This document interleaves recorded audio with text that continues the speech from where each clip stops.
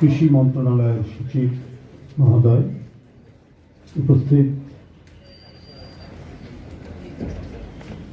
DG মহোদয় সহ অন্যান্য যারা রয়েছেন সকল এবং উপস্থিত সবাইকে আন্তরিক প্রীতি এবং শুভেচ্ছা জানাচ্ছি। এত সুন্দরভাবে উপস্থাপনা করেছেন, তাকে ধন্যবাদ। আর সচিব মহোদয়ের যে জ্ঞানগর্ভ বক্তৃতা, দেশ বিদেশ সব জায়গার উদাহরণ দিয়ে, সেটি নিশ্চয়ই অত্যন্ত প্রেরণামূলক, আমাদেরকে অনুপ্রেরণা দিয়েছে। আরও অন্য যারা বক্তব্য রেখেছেন প্রত্যেকেই আমি মনে করি আমাদের সবাইকে অনুপ্রাণিত করবে। উপস্থিত কৃষিবিদগণ, আমি টেকনিক্যাল লোক নই, আর বাজেট এমন একটি টেকনিক্যাল সাবজেক্ট, এটা স্ট্যাটিস্টিক্যালি কোয়ালিফাই করে বক্তৃতা করা খুব কঠিন। মানে আমরা যারা মাঠে ময়দানে রাজনীতি করা লোক, মেঠো লোক, সোজা কথা, আমাদের কাছে এটা খুবই কঠিন ব্যাপার আর কি। এত কিছু বলা, আমরা সাদা চোখে মোটা দাগে যা দেখেছি, যা জানি, তার উপরেই আমরা করবো। সচিব মহোদয় বলেছেন কৃষানীদের একটা সমাবেশ করার। আমি তো মনে করি কৃষানী প্রত্যেকটা মহিলা, বিবাহিত অবিবাহিত, যারা কৃষির সাথে সম্পর্কিত বা কৃষির সাথে সম্পর্কিত নন, চাকরিজীবী মহিলা, শিক্ষিত, অর্ধশিক্ষিত, অশিক্ষিত, সবাই কৃষানী। যে আমার স্ত্রী সরকারি চাকরি করতেন, এর সাথে উনি ভাত রান্না করতেন, ভাতটাও তো কৃষি উপকরণ, তরকারিটাও তো কৃষি উপকরণ। তো কৃষানী কে না, সবাই কৃষানী। তো সুতরাং আমার মনে হয় যে এই সমাবেশটি যদি করে, যারা এখানে উদ্যোক্তা আছেন, আমাদের বিশাল সমাবেশ হবে এবং সবাই এর কম্পোনেন্ট হবে। তো যাই হোক, আমি যেটা আমার মনে হয় যে এখানে যে ভিশন যেটা দেওয়া হয়েছে এই বাজেটে, প্রায় 9,38,000 কোটি টাকার এই বাজেটে যে ভিশনটা দেওয়া আছে, আমি মনে করি এটা খুব গুরুত্বপূর্ণ। সেটা যে টার্গেট যেটা করা হয়েছে, যে আপনার 42,50,000 কৃষক যারা কৃষির সাথে সম্পর্কিত, তাদেরকে কৃষি কার্ড দেওয়ার যে টার্গেট, আমার মনে হয় রুরাল ফিন্যান্সিংয়ে একটা খুব বড় ব্যাপার কৃষির উন্নয়নের জন্য। আমি কৃষি ব্যাংকের চেয়ারম্যান থাকা অবস্থায়, রাকাবের চেয়ারম্যান থাকা অবস্থায় এটা আমি দেখেছি। কারণ 72 থেকে 75, এর মধ্যে 74-এর দুর্ভিক্ষ, ভয়ঙ্কর অবস্থা, কৃষি ধ্বংস হওয়ার পথে। কিন্তু প্রথম 77 কি 78 সালে আপনারা সবাই নিশ্চয়ই জানেন যে রুরাল এগ্রিকালচারাল ডেভেলপমেন্ট একটা কর্মসূচি ছিল সেই সময় সরকারের, সেই ডক্টর জিয়া রহমান সাহেবের সময়ে 100 কোটি টাকা প্রথম তিনি বরাদ্দ করলেন রুরাল ফিন্যান্সিং, কৃষকদের মধ্যে। সেই সময় এটা কম বড়, এটা অনেক টাকা। এই প্রথম কৃষি একটা গ্রামীণ যে অর্থনীতি একটা পর্যায়ে দাঁড়ালো। এটা আমি এখানে কাজ করতে গিয়ে, কৃষি ব্যাংকে কাজ করতে গিয়ে এটা আমি জানতে পেরেছি এই প্রথম। কারণ দুর্ভিক্ষের, আমি তখন ছোটোবেলায় আমি নিজেও দেখেছি যে একটা বাড়িতে ধোঁয়া উঠছে, 200-300 লোক দাঁড়িয়ে গেছে শুধু ফ্যানের জন্য। কি ভয়াবহ করাল গ্রাস একটা, শুধুমাত্র ফ্যান নেওয়ার জন্য। সেই জায়গা থেকে কৃষি ক্রমান্বয়ে আস্তে আস্তে যেন তার মাটিতে পা রাখতে শুরু করবে। এই এগ্রিকালচার রুরাল বা রুরাল এগ্রিকালচার ক্রেডিট প্রোগ্রাম, এরকম একটা কর্মসূচি দেওয়া হলো।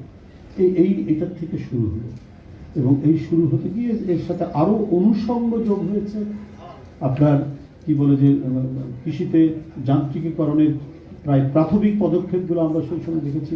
পাওয়ার টিলারের প্রসার আমরা দেখলাম সেই সময়, খাল কাটা হলো বিস্তৃতভাবে, এবং সক্ষম হলো সেই সরকার বা সেই বাংলাদেশ যে বিদেশে চাল রপ্তানি করা, এবং সেটারই এক্সটেনশন আজ পর্যন্ত চলছে, যে কমপক্ষে দুর্ভিক্ষের সেই যে করাল গ্রাস, সেটা আর বাংলাদেশে স্পর্শ করেনি।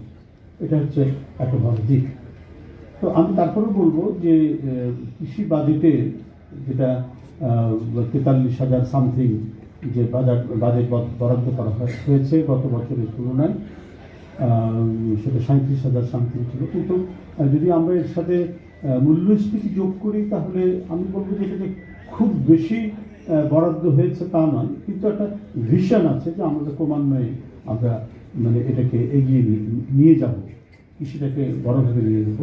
তো সেই ক্ষেত্রে আমার মনে হয় যে মানে অর্থনীতিতে কৃষির অবদান যদি 7-8% করা যায়, তাহলে এটা আমার মনে হয় যে আরও ভালো হতো, সেটা আমি মনে করি আর কি। এখন তো বেশ হিসেবে পরিণত হয়েছে যে সেখানকার দুধ আগে আসতো, আমাদের দেশেও বাচ্চাদের ইয়ে হিসেবে এখানে ব্যবহার করা হতো। এই যে ঘটনাগুলো, তো সেই ক্ষেত্রে আমি এখনও মনে করি যে বাংলাদেশ অন্যান্য ক্ষেত্রে আমরা অনেক কিছু ইম্পোর্ট করে নিয়ে এসে আমাদের ইন্ডাস্ট্রি করতে হয়, এটা করা যায়। আজকের এই গ্লোবালাইজেশনের যুগে এটা তো কোনো অসুবিধা নেই, সেটা হতে পারে। কিন্তু আমার যা র ম্যাটেরিয়ালস আছে, সেই র ম্যাটেরিয়ালসের উপর আমরা যদি আমাদের ইন্ডাস্ট্রিগুলি গড়ে তুলতে পারি, তাহলে সেইটা হবে এগ্রো বেসড ইন্ডাস্ট্রি। এবং এই এগ্রো বেসড ইন্ডাস্ট্রি যাতে আরও বেশি আমরা কার্যকর করতে পারি, আরও বেশি আমরা এটার সম্প্রসারিত করতে পারি, তাহলে আমাদের মানে বিরাট অবদান আমরা রাখতে পারবো। কারণ এগ্রিকালচার দুর্বল হলে পরে আমাদের খাদ্য নিরাপত্তা দারুণভাবে বিঘ্নিত হবে, আমাদের কর্মসংস্থান বিঘ্নিত হবে, মূল্যস্ফীতি বাড়বে। সুতরাং মূল্যস্ফীতির যে সরকার টার্গেট নিয়েছেন 6-এ নামিয়ে নিয়ে আসা, এই 6-এ নামিয়ে নিয়ে আসতে পারলে আমাদের গ্রামীণ অর্থনীতি যেভাবে কৃষক কার্ড দেওয়া হয়েছে, ঠিক তেমনিভাবে আরও অন্যান্য যে জায়গাগুলো আছে সেই জায়গাগুলোতে মানে আপনার সেটা লাইভ স্টকের ক্ষেত্রে হোক, সেটা পোলট্রির ক্ষেত্রে হোক, অথবা অন্যান্য কৃষির অভ্যন্তরে আরও যে সমস্ত কম্পোনেন্টগুলো আছে সেই ক্ষেত্রে আমাদের বিনিয়োগটা বাড়াতে হবে। তো আজকের এই আপনাদের এই অনুষ্ঠান, এটা অত্যন্ত আমি বলবো যে একটি খুব সাফল্যমণ্ডিত অনুষ্ঠান হয়েছে। আমার মতো একজন মানে নন টেকনিক্যাল লোককে আপনারা প্রধান অতিথি করে এটা খুব ভালো কাজ করেননি। তো যাই হোক, তবু যে করেছেন এই জন্য আমি কৃতজ্ঞতা জানাচ্ছি। সবাইকে ধন্যবাদ জানিয়ে বক্তব্য। 14%, সেখানে 27 হয়েছে। বাট মৎস্য এবং প্রাণী সম্পদ মন্ত্রণালয় 52% থেকে 25% চলে এসেছে, যেখানে আমরা জানি যে আমাদের প্রোটিনের জন্য মৎস্যের উপর বেশ নির্ভর করতে হবে এবং লাইভ স্টকের উপর, কিন্তু সেখানে ডেভেলপমেন্ট বাজেট অনেক কমে গিয়েছে। এবং পরিবেশ, বন ও জলবায়ুর ক্ষেত্রে আমরা দেখতে পাচ্ছি মোটামুটি মোরালের সেম ডেভেলপমেন্ট বাজেট।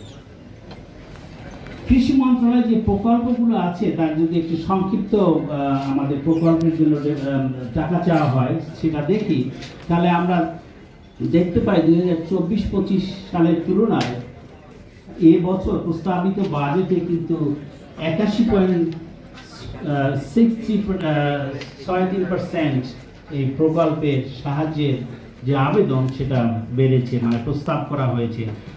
2024-25 সালে ছিল 5,541 কোটি টাকা, প্রস্তাবিত বাজেটে প্রকল্প সাহায্য 10,064 কোটি টাকা। এটা একটা ভালো, নিঃসন্দেহে ভালো দিক। এখন আমরা ক্রপ সেক্টরকে যদি একটু আলাদা করে দেখি, আমরা ক্রপ সেক্টরে বরাদ্দ এবং অন্যান্য কি কি পদক্ষেপ নিয়েছে সরকার সেটা যদি আমরা দেখি, গতবারের যে সংশোধিত বাজেট উপস্থাপন করা হয়েছে তার চেয়ে এবছর 16.34% ওভারঅল বাজেট ক্রপ সেক্টরে বেড়েছে। কিন্তু আমার নিচের ফিগারটা যদি আমরা একটু দেখি, দেখবেন যে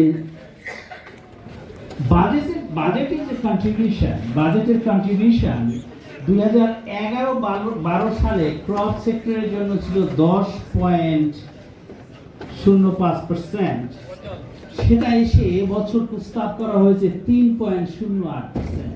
অর্থাৎ আমরা কিন্তু এই এগ্রিকালচার সেক্টরকে একটু, আমি যদি শব্দটা ব্যবহার করি, অবহেলার দৃষ্টিকে দেখা হচ্ছে। এর ফলে যেটা হবে, বাজেট কৃষিখাতের এই অংশীদারিত্ব ধারাবাহিক যদি এভাবে কমতে থাকে, তাহলে দীর্ঘমেয়াদে কিন্তু ফুড সিকিউরিটির একটি প্রবলেম আমরা ফেস করতে পারি। সুদ সুবিধা যেটা আমাদের এই বাজেটে দেওয়া হয়েছে, সুদ মওকুফ 10,000 টাকা পর্যন্ত ঋণের সুদ মওকুফ করা হয়েছে। এ বছরে এর বাজেট বাবদ 1,567 লক্ষ টাকা বরাদ্দ দেওয়া হয়েছে।